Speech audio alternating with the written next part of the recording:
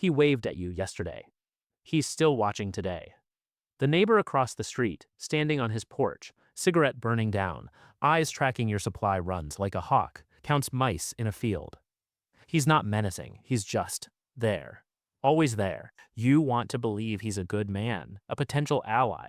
But your gut whispers something else. The advice columns tell you to trust your intuition, to build community. They don't tell you that predators wear familiar faces and that the most dangerous person on your block is the one who's already mapped your pantry. Most people will ignore the signs until a crowbar hits the back door. You will run a 30-second silent audit that separates the neutral neighbor from the future threat. Subscribe so you never miss this. Stay for the final sign. The one that happens in a fraction of a second, and if you miss it, you miss the real person underneath the smile. The systemic lie is that danger announces itself with a ski mask and a growl. In a collapsed world, the threat is the guy who borrowed your lawnmower and knows your floor plan. He's not stupid, he's starving, and he's running a soft probe every time he talks to you. The 30-second test is not about paranoia. It's about reading 4 specific signals during a single casual conversation. You don't interrogate, you don't accuse, you just watch, listen, and know. Signal 1, the eye check. Where do they look? Walk outside. When he's there, wave, exchange a few words about the weather, the silence, the lack of news. As you speak, watch his eyes. A neutral, safe neighbor looks at your face. Maybe your eyes, maybe your mouth. Normal human social focus. A threat scans your body. His eyes flick to your waistline, looking for a firearm. To your pockets, looking for a clip or a tool. To your hands, checking for tension. Then, critically, they flick past your shoulder to your front door, your windows, the latch on your shed. He's not looking at you, he's inventorying your defensive posture and your access points. The eyes cannot lie about where the brain is aiming. Most people feel uncomfortable, but can't name why. You will name it. The eye check is a threat assessment running in real time. If his gaze maps your body and your perimeter before it meets your face, you are not a neighbor. You are a target being cased. Signal 2, the question pattern. Are they harvesting data? The conversation shifts. He asks how you are holding up. Seems kind. Then the questions narrow. These are not offers of help. They are intelligence-gathering questions dressed up as concern.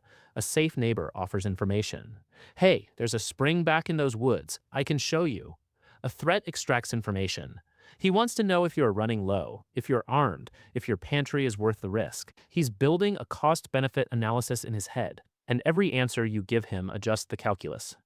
Most people answer honestly, flattered by the attention. You will answer vaguely and redirect. We're managing, same as everyone. You give him no data. The vacuum starves his assessment. A threat who can't map your resources is a threat who can't plan. Signal 3, the boundary press. Do they test your perimeter? He takes a step off the porch and walks toward your fence, leans on it. Maybe his hand drifts to the latch.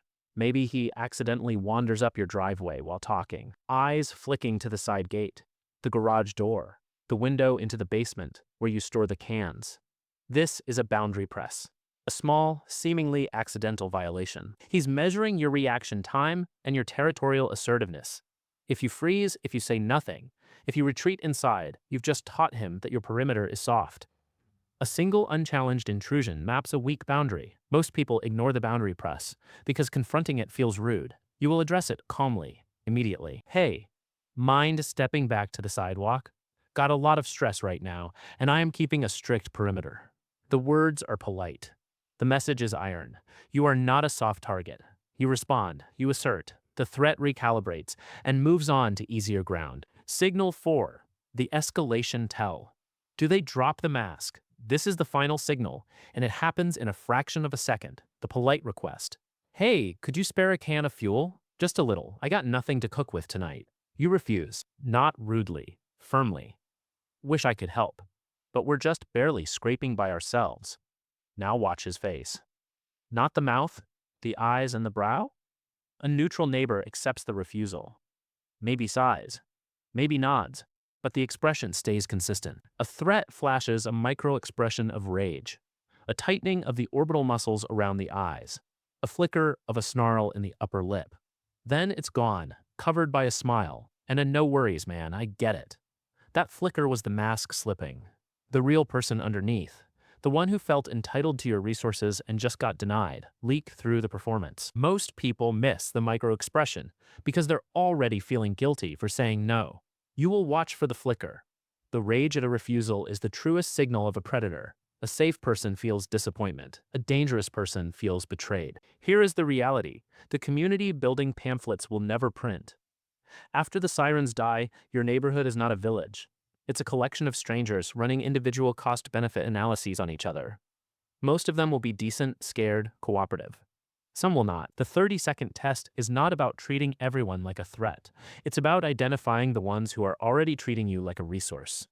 The eye check reveals where their targeting system is aimed. The question pattern reveals the intel they're harvesting. The boundary press reveals their intent to test your defenses. And the escalation tell reveals the rage that lives under the smile. You don't confront, you don't accuse, you simply know. And once you know, you harden your perimeter, you adjust your routine, and you never ever let that person inside your buffer zone. Survival rewards the quiet observer. The person who watches the eyes, listens to the questions, holds the boundary, and catches the flicker of the mask slipping.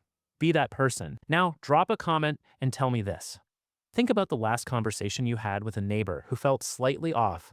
Where did their eyes go first? Your face or your waistline? Write it in the comments. And if you caught a boundary press and dismissed it, write boundary press and fix it tomorrow morning. And in the next video, we are moving from detection to defense. How to turn a neighbor into an ally without revealing a single detail about your supplies. Using a 3-step vetting process that builds trust before the first crisis hits. I'll see you there.